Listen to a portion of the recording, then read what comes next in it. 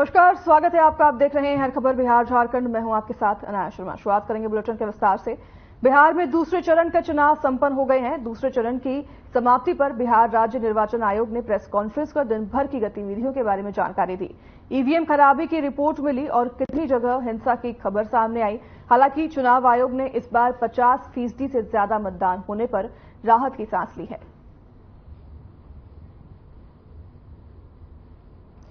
दूसरे चरण के मतदान बिहार में संपन्न हो गए हैं। इसी को लेकर निर्वाचन आयोग ने प्रेस कॉन्फ्रेंस करके पूरी जानकारी साझा की है। तो वहीं आपको बता दें 58% इस बार वोट दूसरे चरण में बिहार में हुए हैं। बिहार की 5 सीटों के लिए दूसरे चरण के चुनाव संपन्न होने के बाद प्रेस कॉन्फ्रेंस करके तमाम जानकारियां दी गई हैं, तमाम बूथों की जानकारियां दी गई हैं और 58% 58% चुनाव इस बार हुए हैं दूसरे चरण में बिहार में। इसकी भी जानकारी दी गई है।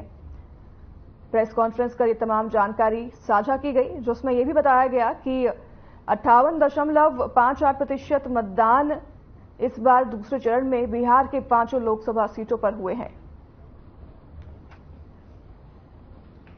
चुनाव आयोग ने प्रेस कॉन्फ्रेंस कर ये तमाम जानकारी साझा की है, जिसमें दूसरे चरण में हुए बिहार के 5 लोकसभा सीटों के बारे में जानकारी दी गई। जो भी हम फिगर शेयर करेंगे ये अनुमानित है और इसमें बढ़ोतरी होने का हम लोग का 5 संसदीय क्षेत्र किशनगंज, कटिहार, पूर्णिया, भागलपुर, बांका, जिसमें कुल मतदान केंद्रों की संख्या था 9,322 जिसमें आज मतदान हुआ है। उसमें हम लोग का 6 बजे तक जो अनुमानित भारतीय जनता पार्टी के ईचागढ़ विधानसभा के मुख्य चुनावी कार्यालय का उद्घाटन सांसद सह बीजेपी प्रत्याशी संजय सेठ ने विधिवत रूप से फीता काटकर किया। वहीं चुनावी कार्यालय में बीजेपी आजसू के कार्यकर्ताओं की संयुक्त बैठक आयोजित की गई। कार्यकर्ताओं को संबोधित करते हुए सांसद सह बीजेपी प्रत्याशी संजय सेठ ने कहा कि देश के विकास पुरुष प्रधानमंत्री नरेंद्र मोदी ने पूरे विश्व में भारत का मान सम्मान बढ़ाया है।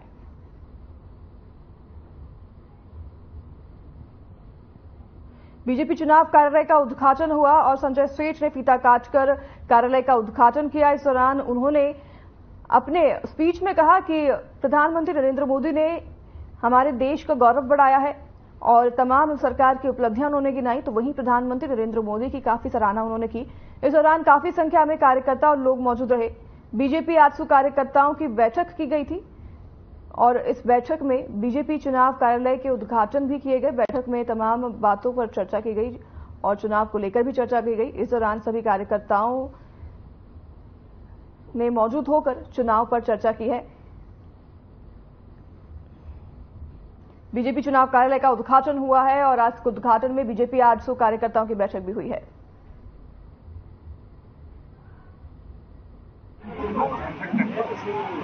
जैसे ईचागढ़ का जो संकल्प है कि अब की बार 1.5 लाख के पार ईचागढ़ का, और बैठक में हमने अपनी रणनीति बनाई है घर घर घूमना, हर गांव, टोला, पंचायत में जाकर संपर्क करना, और जो मोदी की गारंटी है।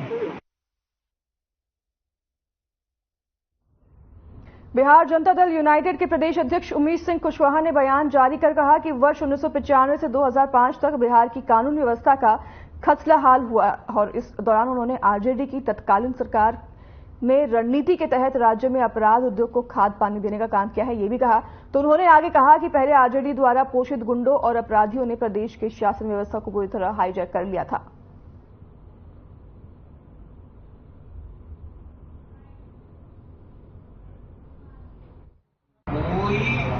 न बदल सकता है। हाँ, याद करें कि जहां तक संविधान में संशोधन की बात है, दोनों चीज समझ लें। और ये फर्क जरूर मीडिया की भी जिम्मेदारी है कि लोगों को बताएं कि संविधान में संशोधन करना और संविधान को बदल देना, ये दोनों 2 तरह की बात है। धनबाद लोकसभा से कांग्रेस ने अनुपमा सिंह को प्रत्याशी घोषित किया है, जिसके बाद ही विरोध शुरू हो गया है और सिलसिला थमने का नाम नहीं ले रहा है। बता दें कि कांग्रेस और राष्ट्रीय जनता दल कार्यकर्ताओं ने कांग्रेस प्रत्याशी अनुपमा सिंह का विरोध किया। इस दौरान आक्रोशित लोगों ने प्रदेश अध्यक्ष राजेश ठाकुर के खिलाफ नारे लगाए और किसी स्थानीय को प्रत्याशी बनाने की मांग की गई। लोगों ने जमकर विरोध प्रदर्शन किया है, आप अपने स्क्रीन पर देख सकते हैं। खास तौर पर कार्यकर्ताओं ने, महिलाओं ने, लोगों ने उतरकर सड़क पर अनुपमा सिंह के खिलाफ विरोध प्रदर्शन किया है और अनुपमा सिंह को टिकट दिए जाने के बाद लोगों का ये रोष प्रदर्शन नजर आया है, जहां पर लोगों ने कांग्रेस से मांग की है कि किसी स्थानीय प्रत्याशी को टिकट दिया जाए।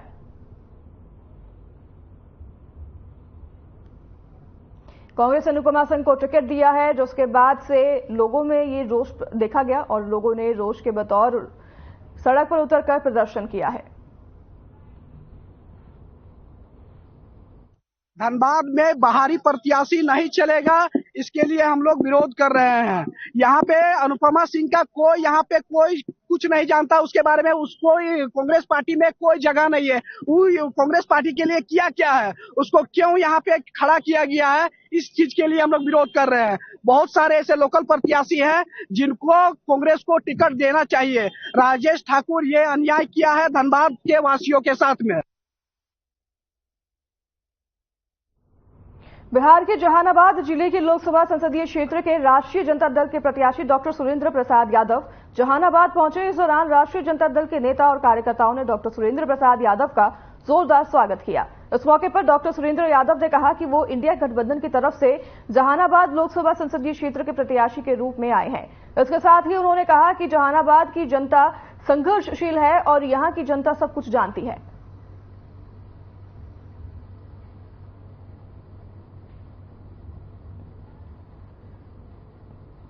प्रत्याशी घोषित करने के बाद जहानाबाद पहुंचे डॉक्टर सुरेंद्र प्रसाद यादव, जिनका जोरदार स्वागत किया गया और फूल मालाओं से उनका भव्य स्वागत हुआ। कार्यकर्ताओं ने उनका स्वागत किया।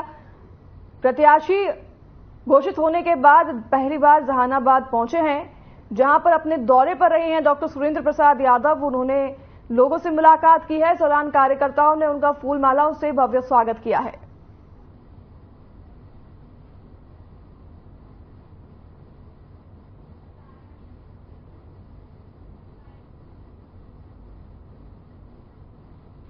और जहानाबाद अपने बल पर पूरे दुनिया में नाम कमाया है।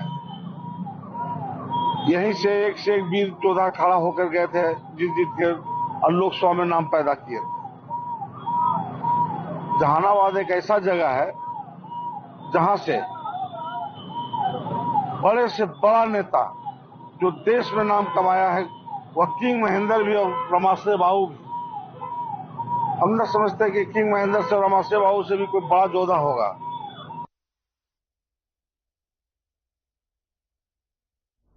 मुजफ्फरपुर लोकसभा से कांग्रेस प्रत्याशी अजय निषाद दाता कंबल शाह के मजार पर चादरपोशी करने पहुंचे। इस दौरान बड़ी संख्या में मुस्लिम समुदाय के लोगों ने उनका भव्य स्वागत किया। इससे पहले वे बाबा गरीबनाथ मंदिर पहुंचे थे, जहां पूजा अर्चना भी की। बता दें कि अजय निषाद बीजेपी से सांसद थे, लेकिन टिकट कटने के बाद बीजेपी छोड़कर कांग्रेस में शामिल हो गए हैं।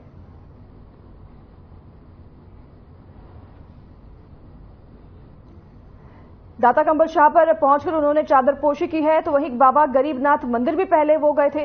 आपको बता दें कि अजय निषाद का बीजेपी ने टिकट काट दिया था, जो उसके बाद उन्होंने कांग्रेस में शरण ली है और उसके बाद वह अब दौरा करते हुए नजर आ रहे हैं। पहले मजार पर जाकर चादरपोशी कर रहे हैं, तो वहीं मंदिर में भी पहुंचकर पूजा अर्चना कर रहे हैं और लोगों के बीच जाकर उनसे चर्चा कर रहे हैं। तस्वीरें हम आपको दिखा रहे हैं। कंबल शाह की मजार पर चादरपोशी की है और उसके पहले वह मंदिर भी पहुंचे हैं, जहां पर उन्होंने पूजा अर्चना की है और आशीर्वाद लिए हैं। तो वहीं अजय निषाद लोगों से लगातार मिल रहे हैं, अपने दौरे पर हैं। बीजेपी की टिकट कटने के बाद कांग्रेस में उन्होंने शरण ले ली है, जिसके बाद लगातार अपने दौरे कर रहे हैं और लोगों से मिल रहे हैं।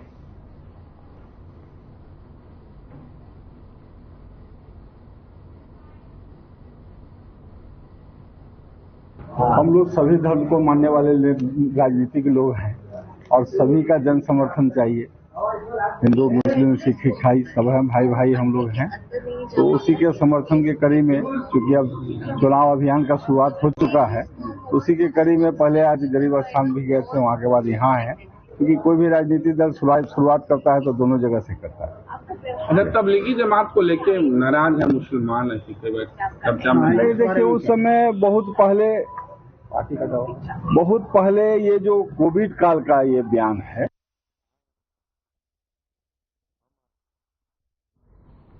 किशनगंज लोकसभा क्षेत्र के अमौर प्रखंड के आधार पंचायत के सभी बूथों में ग्रामीणों ने रोड नहीं तो वोट नहीं के तहत मतदान का बहिष्कार किया। ग्रामीणों का आरोप है कि आजादी के बाद से अब तक पंचायत को आवागमन हेतु एक भी सड़क नहीं मिली। खासकर बारिश में आवागमन में काफी कठिनाइयों का सामना करना पड़ता है। पंचायत के किसी भी तरह अब आगमन हेतु एक भी पक्की सड़क नहीं रहने के कारण ग्रामीणों ने मतदान का बहिष्कार करने का निर्णय लिया है।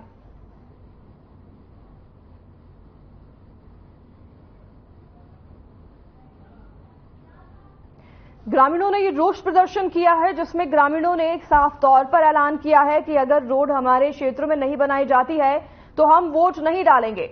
और उनका ये कहना है कि जब से आजादी हुई है देश की, तब से हमारे गांव में रोड नहीं बनाया गया है, जिसकी वजह से ग्रामीणों में खास तौर पर यह रोष है। और ग्रामीणों ने बाहर निकलकर इसका रोष प्रदर्शन भी किया है और उन्होंने साफ तौर पर ऐलान कर दिया है कि अगर हमारे गांव में रोड नहीं बनाई जाती है तो हम वोट नहीं डालेंगे।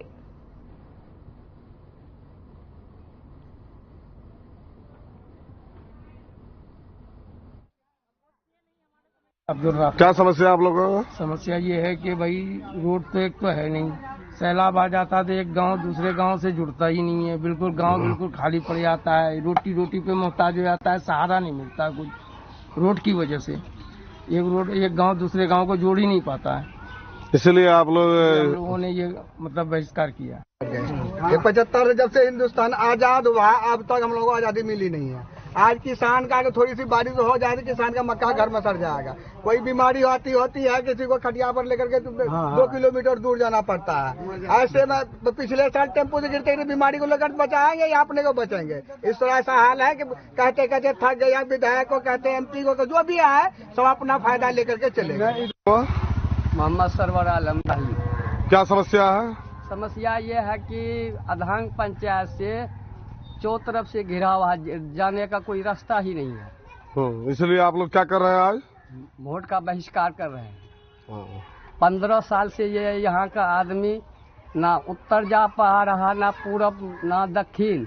हिंदुस्तान आजाद हुए आज 70 साल से ज्यादा हो गया, लेकिन हम लोग इतना पिछड़ा मतलब हालात है कि आज तक ये सड़क जितना भी नेता बीजेपी कांग्रेस, ज्यादातर तो कांग्रेस की हुकूमत रही यहाँ पर, ये मतलब MP रहा और MLA भी और बीजेपी का भी बन के गया यहाँ से, लेकिन किसी ने भी सिर्फ वोट लेकर के चला गया, किसी ने ध्यान नहीं दिया यहाँ के पब्लिक पर, यहाँ के रोड पर। यहाँ पर कौन सा जगह कौन सा है ये अधांग पंचायत।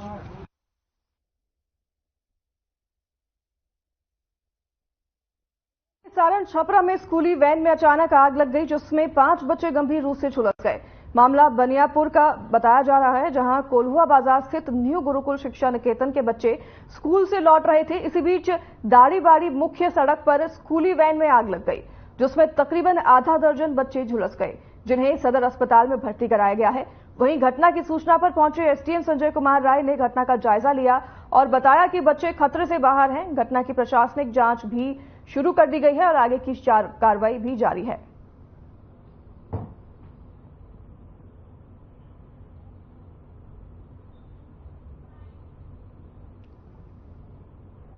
किए गए हैं जिनका इलाज चल रहा है और डॉक्टरों को निर्देश दिया गया है कि इनका बेहतर इलाज किया जाएगा। ये बनियापुर में है और कोई जो अभी गार्जियन है बता रहे हैं कि कोई गुरुकुल करके स्कूल है कोल्हुआ में, उसी के बच्चे। इसके बारे में जो इस विभाग के जो डॉक्टर हैं वो बता सकेंगे। अभी डॉक्टर इलाज कर रहे हैं उसके। अभी तो यहाँ 5 बच्चे जो है एडमिट है। हमें तो हॉस्पिटल में भर्ती कैले के बाद पता लगल हो बनियापुर ये तो लड़का जरल बा गाड़ी से तो हॉस्पिटल में भर्ती बा, तो हम बनियापुर नहीं है। हैं? हम सुगंधी देवी हमें तो हॉस्पिटल में भर्ती कैले के बाद पता लगल हो बनियापुर ये तो लड़का जरल बा गाड़ी से तो हॉस्पिटल में भर्ती बा तो हम बनियापुर नहीं हो हम सुगंधी देवी।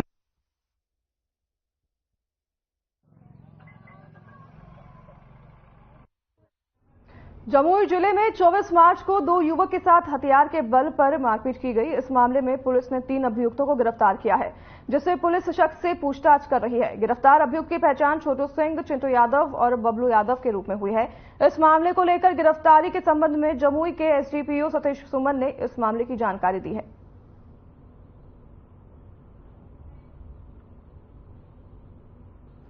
दो युवक के साथ लूट के वारदात में पुलिस ने कार्रवाई करते हुए आरोपियों को गिरफ्तार किया है और आपको बता दें कि हथियार के बल पर इस लूट की वारदात को अंजाम दिया था, जिसमें पुलिस ने 3 आरोपियों को गिरफ्तार किया है। पुलिस की ये बड़ी कामयाबी सामने आई है, जहां पर पुलिस ने कार्रवाई करते हुए लूट के अपराधियों को गिरफ्तार किया है। आपको जानकारी के लिए बता दें कि इन आरोपियों ने हथियार के बल पर लूटपाट की घटना को अंजाम दिया था, जिसके बाद पुलिस को सूचना दी गई और पुलिस ने मौके पर पहुंचकर जांच पड़ताल की, जिसके बाद कार्रवाई करते हुए तीनों आरोपियों को पुलिस ने धर पकड़ लिया है।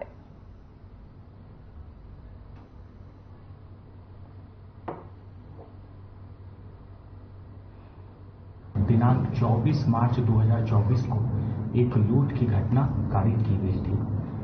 घटना का संक्षिप्त वृत्त ऐसा है कि एक वरुण ताती व्यक्ति थे, उनसे दोपहर में 5 लोगों ने 2000 रुपया नकद और उनका एवं उनके एक अन्य साथी का मोबाइल लूट लिया था। जो लूट कारित करने वाले अपराध कर्मी थे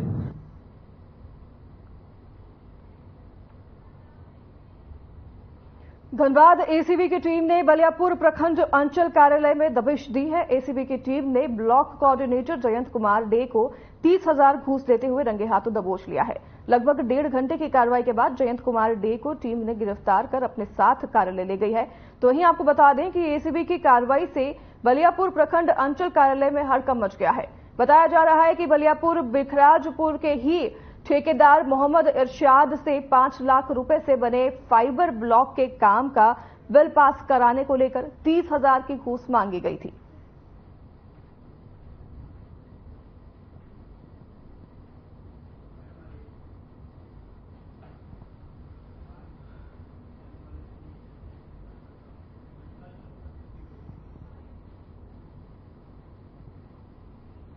मोहम्मद इरशाद आलम जो बलियापुर प्रखंड के रहने वाले हैं, उनके द्वारा एक आवेदन दिया गया था कि बलियापुर पंचायत समिति के अंतर्गत उनको दो योजना में फाइबर ब्लॉक लगाने का काम मिला था और उसके पेमेंट के लिए वहां के पदाधिकारियों द्वारा कमीशन की मांग की जा रही थी, जिसमें वहां इसके जो कोऑर्डिनेटर हैं वही इसको डीलिंग कर रहे हैं बलियापुर ब्लॉक के। हाँ, बलियापुर, और उसका सत्यापन प्रॉपर विधिवत कराया गया। सत्यापन के क्रम में जो है तर्क के घेरे में तो सभी है, लेकिन सत्यापन मुख्यतः जो है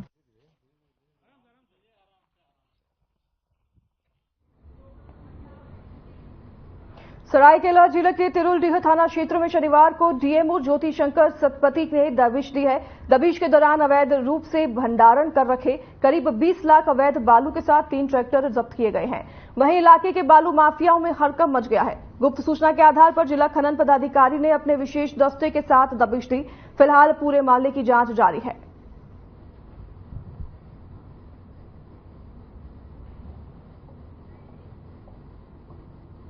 अवैध खनन का कारोबार करते हुए इन आरोपियों को पुलिस ने गिरफ्तार किया है और मामले की जांच में पुलिस लगातार जुटी हुई है। पूछताछ पुलिस के द्वारा लगातार की जा रही है। मालूम इसके दौरान ही बालू माफिया में जो हड़कंप मच गया है, पुलिस ने रेड मारी है और अवैध बालू के साथ आरोपियों को गिरफ्तार किया है। मामले की जांच लगातार पुलिस के द्वारा की जा रही है, जिसके बाद बालू माफियाओं में लगातार हड़कंप मचा हुआ है।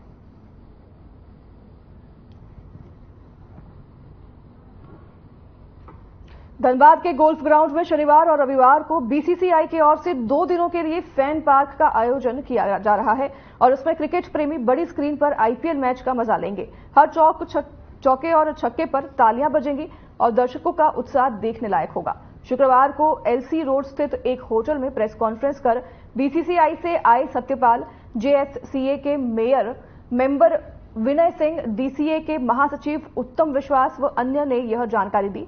गोल्फ ग्राउंड में बीसीसीआई द्वारा 27 और 28 अप्रैल को आईपीएल मैच का लाइव प्रसारण किया जाएगा। बताया गया कि इसमें एंट्री के समय सभी का रजिस्ट्रेशन होगा और प्रतिदिन 2 लकी विनर को खिलाड़ियों के हस्ताक्षर की गई जर्सी भी मिलेगी।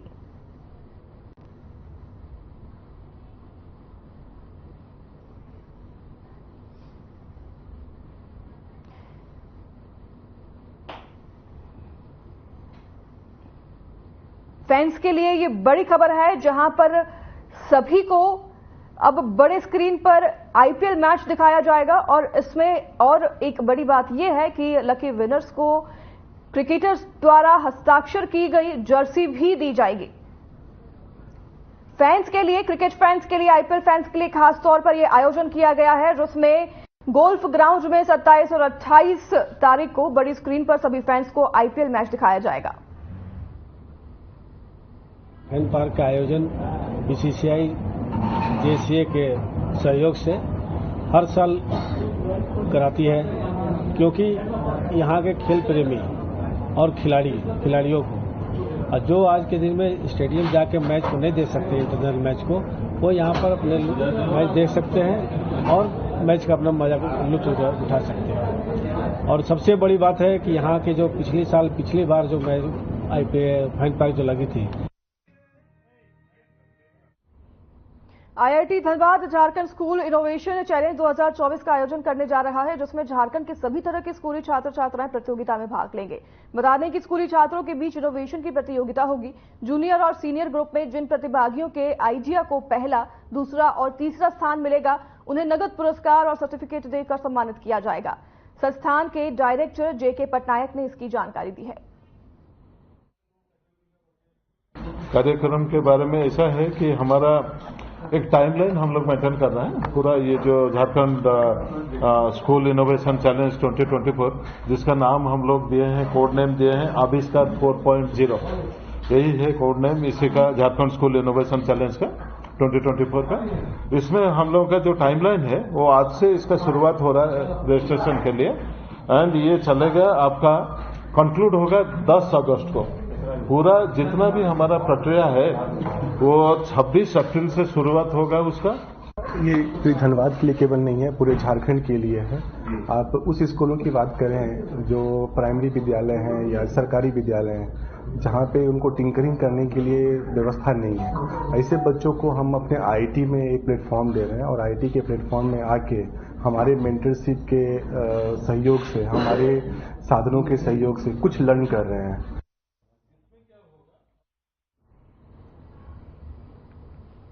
सरायकेला जिले के गमरिया के स्थित XITE कॉलेज में यूजीसी ने विश्वविद्यालय अनुदान आयोग ने स्वायत्तता का दर्जा दिया है। इसको लेकर कॉलेज के प्रिंसिपल ने एक प्रेस कॉन्फ्रेंस की और उसकी जानकारी दी। प्रिंसिपल ने बताया कि यह उपलब्धि कॉलेज के लिए एक महत्वपूर्ण मील का पत्थर है। ग्रामीण क्षेत्र में होने के बावजूद हर साल हमारे अंतिम वर्ष के छात्रों को रांची, लखनऊ, रुड़की आदि जैसे छोटे IIM में प्रवेश मिलता रहता है।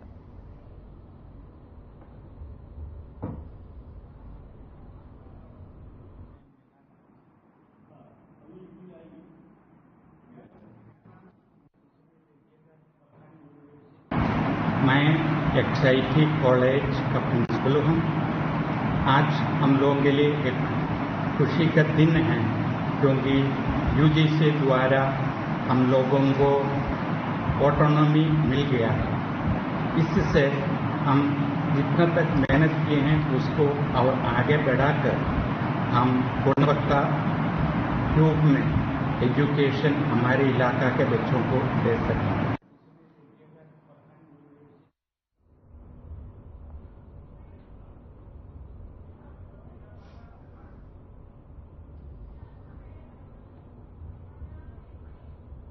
लोकसभा निर्वाचन 2024 के मद्देनजर बेतिया में मतदान जागरूकता अभियान का आयोजन किया गया और उसके मद्देनजर सभी को 100% मतदान करने की अपील की गई। इसके लिए विभिन्न कार्यक्रमों के माध्यम से मतदाताओं को जागरूक किया जा रहा है।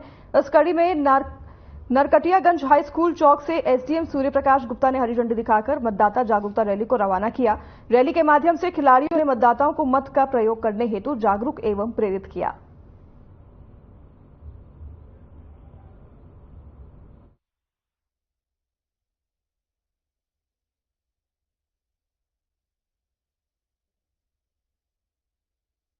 सही समय पर पहुंचकर अपने मतदान का प्रयोग करें। और साथ में मेरा एक और अनुरोध रहेगा कि चुनाव आयोग द्वारा जो निर्धारित प्रक्रिया है और जो पहचान हेतु वैध पहचान पत्र बनाया गया है,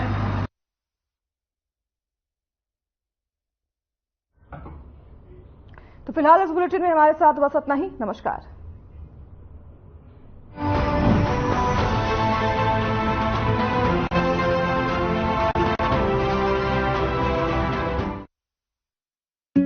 Hey mom, hey, look, I can download a song really